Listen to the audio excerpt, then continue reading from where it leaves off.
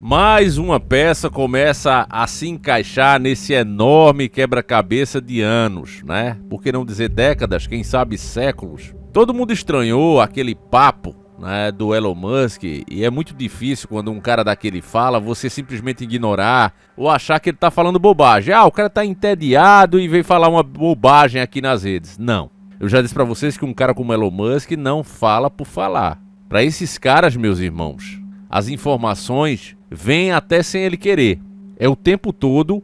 A existência dos negócios dele só é possível graças a essas informações privilegiadas que eles têm. É outra classe de pessoas, por que não falar a verdade? Por que continuar com hipocrisia? É outro nível, né, que poucos seres humanos conseguem atingir aqui no meio da própria sociedade. Para Deus não, nós somos todos iguais. Mas dentro da sociedade existe um mundo de diferença de um para o outro. E esse é o caso.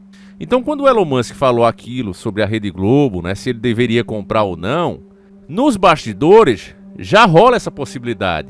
Veja, ele poderia ter falado de qualquer outra emissora. Ele poderia ter falado da Band, do SBT, que o SBT inclusive estava à venda, o Ratinho quase comprou, né? Houve lá um impasse por causa do Jequiti, né, a marca Jequiti, os produtos, e pela Telecena, né, e mais alguns ali. E eu lembro que os interessados em comprar até disseram, olha, quanto vale o SBT sem esses produtos, né? Porque sempre teve ligado, né? O SBT sempre usou a emissora para divulgar esses produtos, que acabou sendo uma marca também dela, né? Acaba sendo uma marca da própria emissora, embora sejam separados, enfim. O pessoal só queria comprar assim e o Silvio Santos não quis vender. Ele vivo ainda, né? Eu não sei como é que vai ficar agora. Mas o Elon Musk não falou, né, do SBT, que realmente tem mais chance de ser vendido. Por que ele falou da Globo? Ele lembra disso? A gente falou, né? Ele perguntou, devo comprar? Inclusive aquele Boni, né, que era o responsável ali pelo Big Brother e várias coisas também da Globo, ele chegou a fazer uma piada também quando o Twitter foi banido, né? Quando o X foi barrado de funcionar aqui no Brasil. Ele colocou também, né? Não tá afim de vender não, como se ele tivesse condição de comprar, né? Um comediante, é um piadista, né? Parece que ele nem tá mais ligado agora com a Globo. E aí vem agora uma bomba do nosso querido irmão Rogério Lima, um abraço forte pra ele. Rogério Lima só manda dica assim, topada, né? Um abraço forte pra esse irmão que é um dos principais comentaristas aqui do canal. Abraço forte mesmo pro nosso querido irmão. A matéria tá no Jornal da Cidade, não, uma mídia boa, eu gosto muito dessa mídia aqui. Jornal da Cidade Online, diz o seguinte: urgente! Alta cúpula da Globo convoca reunião de emergência. A matéria é 16 de 1 de 2025. Por que será que a Globo está fazendo essa reunião de emergência? Emergência é coisa séria, então vamos lá. O aguardado Big Lixo Brasil 25, promovido como o Big dos Bigs, em comemoração aos 25 anos do reality, não alcançou o desempenho esperado e registrou a pior audiência de estreia de todas as edições. Isso aqui tem se tornado uma maldição na Globo, né? Cada ano, é fato isso, cada ano que vai passando ele vem caindo cada vez mais. Teve uma matéria divulgada pela própria mídia afirmando que a audiência do YouTube já supera todas as emissoras juntas, né? Aí eles se revoltaram, disseram que aquilo estava errado e, enfim, né? Eles até descorrigiram, mas é verdade, família. Cada vez você vê aqui, inclusive, os vídeos até da própria mídia com cada vez mais audiência. As pessoas, quando querem se informar, não esperam a hora do jornal para saber de determinada notícia. Ela já vê aqui em tempo real. Por exemplo, o Donald Trump estava aí fazendo o discurso, né? Assumiu a presidência e a gente não precisa esperar o Jornal Nacional, a gente estava vendo em tempo real. Isso pode acontecer de madrugada, em qualquer momento você está vendo, né, em tempo real. Então acabou aquele delay que era obrigado a ter por causa da mídia e ainda por cima só saber os pontos que a mídia achava relevante você saber, né, omitia muita informação. Então agora você vê e chega você ter um choque, né, quando você começa, caramba, cara, olha o que é que os caras estão falando, eu já imaginava isso. Então a internet criou isso aqui. E os caras não estão sabendo lidar, né? Ficando sempre contra a vontade do povo, achando que aquela velha manipulação e lavagem cerebral que eles faziam através dos seus artistas ainda vão continuar. O que você está vendo é cada vez mais pessoas comuns, com mais alcance do que muitas celebridades, inclusive da Rede Globo.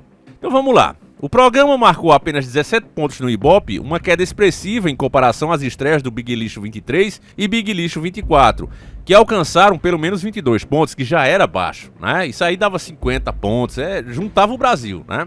Diante do resultado preocupante, a direção da emissora convocou reuniões emergenciais para discutir possíveis falhas e traçar estratégias para reverter a situação nos próximos dias. A recepção morna, para não dizer fria, também se refletiu nas redes sociais, onde espectadores apontaram a ausência de um interlocutor que engajasse o público.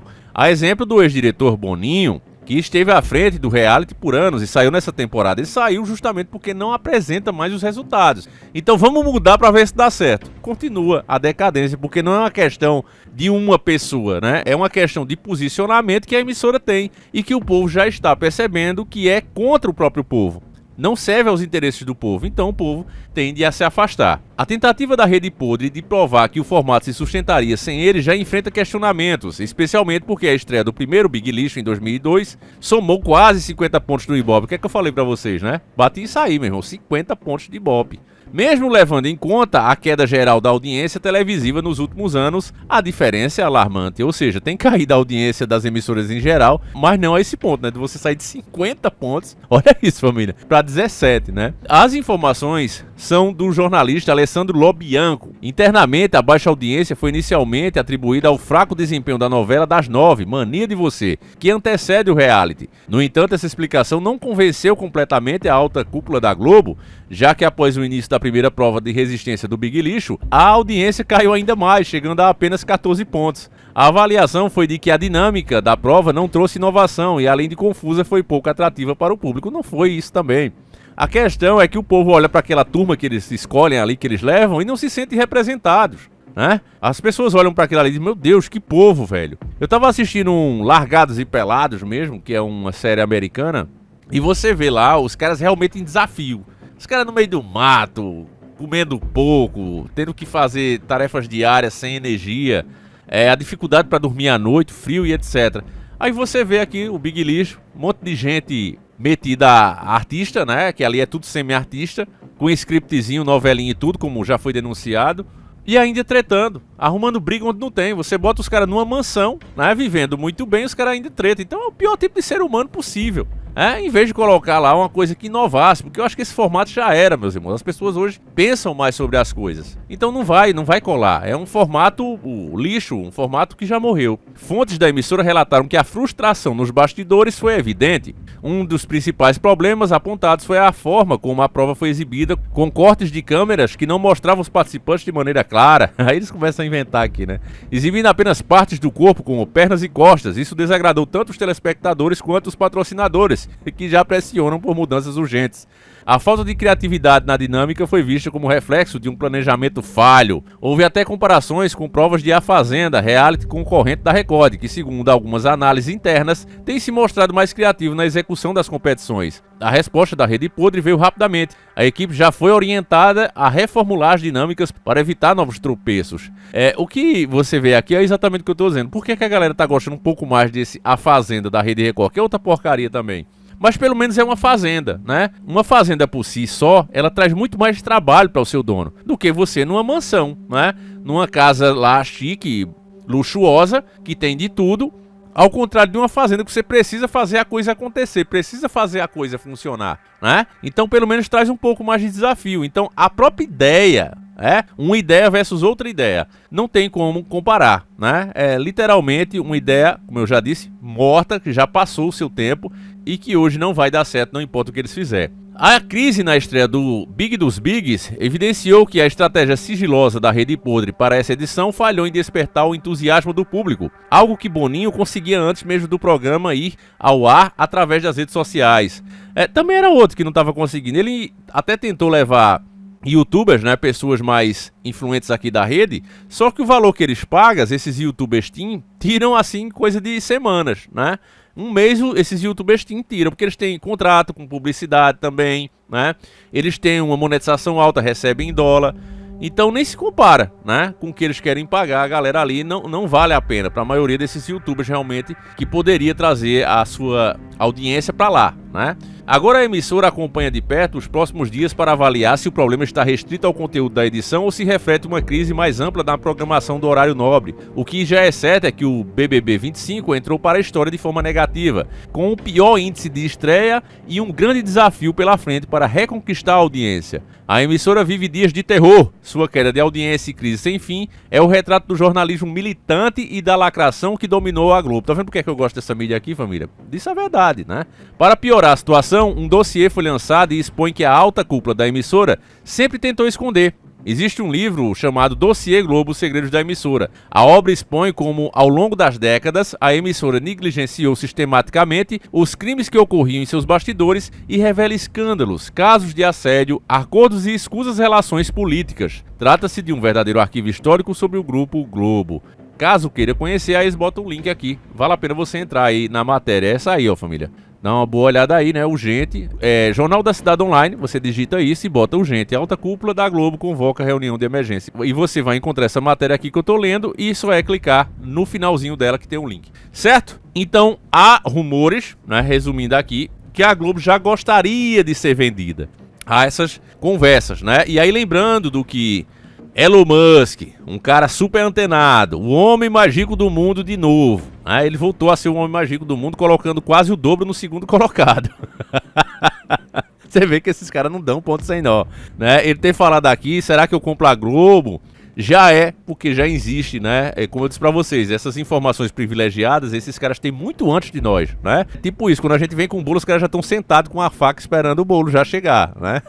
Então é isso, meus irmãos. Acho que logo logo, se continuar, e não é nem questão de achar, né? A emissora, a Rede Podre, ela respirou melhor por causa do Molusco, né? O governo tá usando ela como uma TV estatal, isso inclusive por si só mostra a queda dela, ela não tá conseguindo se sustentar com as pernas, então precisa se submeter à vontade do governo atual. Então é um jornalismo militante, e não é só ela que tá nessa, né? Segurando narrativas contra o povo, apoiando medidas que vai prejudicar o povo ainda mais, e o povo tá percebendo isso e ficando revoltado, né? E isso tudo é uma sopa, como se fosse uma sopa de letrinha, que comprova que mais cedo ou mais tarde essa emissora vai abrir falência, principalmente, né, se alguém mais alinhado com a direita, que eu não digo nem direita porque no Brasil não tem, mas alguém mais alinhado com a direita chegar ao poder, né, e cortar essas verbas como realmente devem ser cortadas, que eles se sustentem pelos próprios pés, né, e não fiquem aí nas costas do povo, para que o povo carregue mais essa pedra pesada. Certo, meus irmãos? Então é isso, eu vou encerrando por aqui. Você que curte a espiritualidade, gosta de saber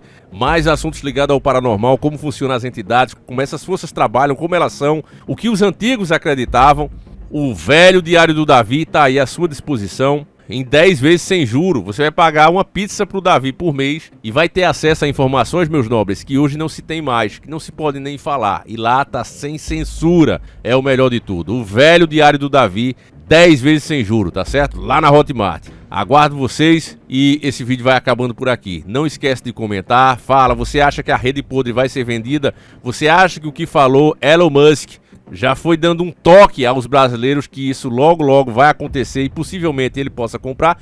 E isso é um tema bastante interessante para a gente fazer um vídeo só disso. Existe uma lei, né, que proíbe que estrangeiros comprem uma emissora, né? Ela precisa ser nacional. Mas ninguém impede o Elon Musk, né, de criar uma empresa realmente nacional aqui e comprar, né? Eu não sei, né? Sempre tem. Você sabe que questão jurídica sempre tem uma brechinha, né? E ainda mais um cara como ele. Enfim, né? Vamos esperar para ver, mas eu acho que há, assim, essa possibilidade, embora exista mesmo essa lei que proíbe um estrangeiro de comprar, mas nada impede que ele invista em um negócio aqui e faça, né, essa compra através dessa empresa. Enfim, meus irmãos, deixa aí nos comentários o que é que você acha, seria bom ou não, eu faço questão de ler e a gente volta com mais 2 vídeos todos os dias, lembre-se disso, né? Um às 7h30 da manhã e outro às 17h45, aguardo você aqui para o nosso encontro. Um abraço, fiquem com Deus e fui!